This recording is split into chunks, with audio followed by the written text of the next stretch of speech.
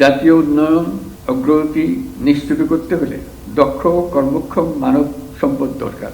দক্ষ কর্মক্ষম মানব সম্পদ ব্যবস্থাপনা গড়ে তুলতে না পারলে ব্যক্তিগত জীবন থেকে জাতীয় উন্নয়ন কোনোটাই যথাযথভাবে করা যাবে না। তাই যে কোনো পরিস্থিতি হোক না কেন এবং যত চ্যালেঞ্জিং থাকুক না কেন, আমাদেরকে সুস্থ সবল প্রজন্ম গড়ে তুলতেই হবে।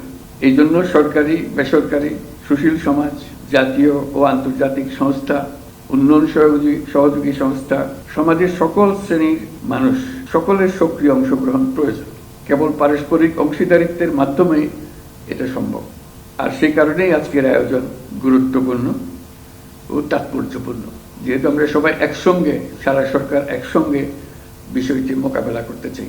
পৃথিবীর প্রায় সব দেশেই অসংক্রামক রোগ দিন দিন বিস্তৃত হচ্ছে। বাংলাদেশের আর্থসামাজিক ভৌগোলিক অবস্থান এবং বিপুল জনগোষ্ঠীর ছোট এলাকায় বসবাসের প্রেক্ষাপটে এই পরিস্থিতি আরও সংকটময়। তাই এটি জাতীয় স্বাস্থ্য ব্যবস্থাপনার সম্ভবত সবচাইতে গুরুত্বপূর্ণ দিক, যা শুধু স্বাস্থ্যখাত নয়, আমাদের সামগ্রিক অর্থনীতি, সামাজিক নিরাপত্তা এবং টেকসই উন্নয়নের সাথেও নিবিড়ভাবে জড়িত। বিশ্ব স্বাস্থ্য সংস্থার 2022 সালের প্রতিবেদন অনুসারে বাংলাদেশে মোট মৃত্যুর শতকরা 71% ঘটে অসংক্রামক রোগের কারণে। এর মধ্যে শতকরা 51% মানুষের মৃত্যু হয় 70 বছরের বয়সের নিচে, যাকে আমরা অকাল মৃত্যু হিসেবে বিবেচনা করে থাকি।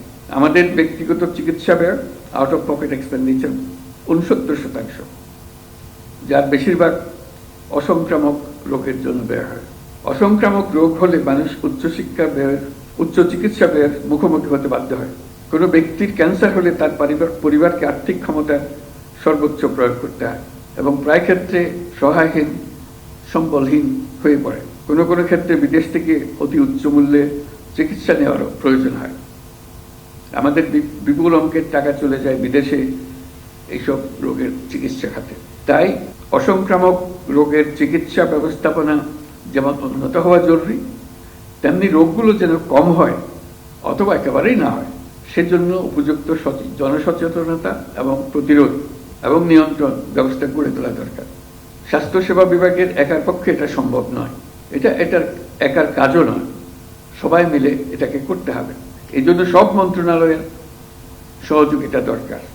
খাদ্য, কৃষি, শিক্ষা, ক্রীড়া, স্থানীয় সরকার, গণপূর্ত, এমন প্রত্যেকটি খাতের গুরুত্বপূর্ণ ভূমিকা আছে। প্রত্যেক খাত থেকে দরকার সুনির্দিষ্ট কর্মপরিকল্পনা ও নিবিড় উদ্যোগ। তাই এ সকল মন্ত্রণালয় চিহ্নিত করা হয়েছে এবং তাদের করণীয় নির্ধারণ করা হয়েছে। তবু আমি এই যৌথ ঘোষণা বাস্তবায়নে কয়েকটি বিষয়ের উপর বিশেষ গুরুত্ব আরোপ করতে চাই। প্রথমত, জনস্বাস্থ্য সুরক্ষার ক্ষেত্রে সবচেয়ে জরুরি ও গুরুত্বপূর্ণ নিয়ামকগুলোর বিষয়ে আমাদের যথেষ্ট পরিমাণ সচেতনতা আছে, এই কথা জোর দিয়ে বলা যায় না। অনেকেই সচেতন থাকলেও জীবনযাপনে হয়তো সেভাবে প্রতিফলন নেই, ফলে নানামাত্রিক শারীরিক ও মানসিক সমস্যার সৃষ্টি হচ্ছে এবং দেশের আর্থসামাজিক উন্নয়নে অগ্রগতির উপর নেতিবাচক প্রভাব পড়ছে। যেমন তরুণদের মধ্যে অনেকে একই সাথে পুষ্টিহীনতায় ভুগছে, আবার অতিরিক্ত ওজন নিয়ে শারীরিক ঝুঁকিপূর্ণ পরিস্থিতিতে রয়েছে। তামাকের বিরুদ্ধে তরুণ সমাজকে আজ সচেতন করা না গেলে আগামী প্রজন্মের ভবিষ্যৎ অনিশ্চিত হয়ে পড়বে। এর পাশাপাশি স্বাস্থ্য সচেতনতার জন্য চিনির পরিমাণ নিয়ন্ত্রণ জরুরি ভিত্তিতে মানুষকে সচেতন করতে হবে। জাতীয় নীতিগুলো এমনভাবে প্রণয়ন করতে হবে যেন সেগুলো স্বাস্থ্যবান্ধব হয়, অসংক্রামক রোগ প্রতিরোধ নিয়ন্ত্রণে সহায়ক হয়। শিশু, কিশোর, নারী স্বাস্থ্য যেন বিশেষ অগ্রাধিকার পায়। নাগরিক সমাজ ও যুবশক্তি যেন সচেতনতা কার্যক্রমে সক্রিয়ভাবে অংশ নিতে পারে। সুবিস্তৃত জনসচেতনতা ও সকল স্তরে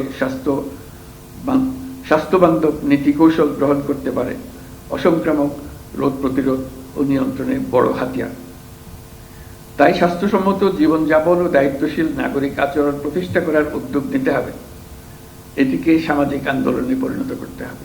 দ্বিতীয়ত, যৌথ ঘোষণা বাস্তবায়নে সরকারের পাশাপাশি দরকার বেসরকারি উদ্যোগ, দরকার আঞ্চলিক ও বৈশ্বিক কারিগরি সহযোগিতা, আমি বিশ্বাস করি পাবলিক প্রাইভেট পার্টনারশিপ মডেল প্রয়োগ করে এই সংক্রান্ত উদ্যোগ গ্রহণ করা হলে যৌথ ঘোষণা বাস্তবায়ন সহজ হবে।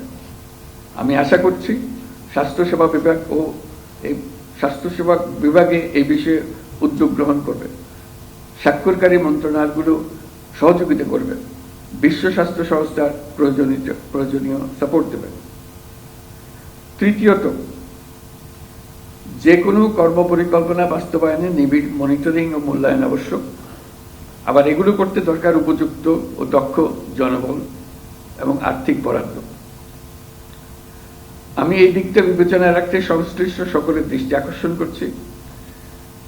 আপনারা যৌথ ঘোষণা বাস্তবায়নের কাজটি বিশেষ অগ্রাধিকারে রাখবেন, প্রয়োজনীয় বরাদ্দ ও জনবল নিশ্চিত করবেন যেন বাস্তবায়ন প্রক্রিয়া বিশেষ কোনো সীমাবদ্ধতা বা চ্যালেঞ্জ সৃষ্টি না হয়। প্রিয় সহকর্মীবৃন্দ, আজকের এই যৌথ ঘোষণা স্বাক্ষরের মাধ্যমে জাতীয় স্বাস্থ্য সুরক্ষায় আমরা একসঙ্গে কাজ করতে নতুন করে প্রতিশ্রুতিবদ্ধ হলাম। এটি শুধুমাত্র একটা আয়োজনের মধ্যে যেন সীমাবদ্ধ না থাকে, এটি আমাদের সম্মিলিত প্রয়াস। আমি বিশ্বাস করি এতে বাস্তবায়নের মাধ্যমে বাংলাদেশের জনস্বাস্থ্য সুরক্ষা কার্যক্রম আরো গতিশীল হবে। এটি হবে অগ্রগতির একটা নতুন মাইলফলক।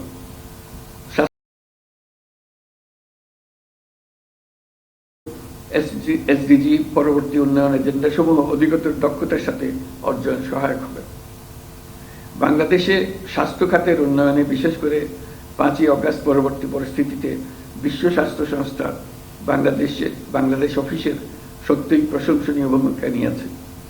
আমি জেনেছি আজকের আয়োজনে তারা গুরুত্বপূর্ণ সহযোগিতা করেছে, এই জন্য আমি তাদের ধন্যবাদ জানাই। বিশ্ব স্বাস্থ্য সংস্থার দক্ষিণ পূর্ব এশিয়ার অঞ্চলের ডাইরেক্টর প্রোগ্রাম ম্যানেজমেন্ট ডক্টর টাকসাফল তামারাংসি কষ্ট করে এই আয়োজনে উপস্থিত হয়েছেন, তাকে আমি বিশেষভাবে ধন্যবাদ জানাচ্ছি। আপনাদের সকলকে আমার কৃতজ্ঞতা জানাই, ধন্যবাদ জানাই। মহান আল্লাহ তাআলা আমাদের সহায় হন। আল্লাহ হাফেজ।